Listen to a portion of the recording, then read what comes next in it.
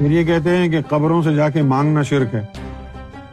خدا کی قسم، مسند احمد کی حدیث ہے، مشکات شریف میں آئی ہے، امام ابو حنیفہ نے اس کو روایت کیا ہے، اور حدیث کیا کہتی ہے؟ جب تم کسی معاملے میں پریشان ہو جاؤ اور وہ علم تمہیں کہیں سے نہ ملے، اس مسئلے کا حل تمہیں کہیں سے نہ ملے، تو اہل قبور سے مدد مانگو۔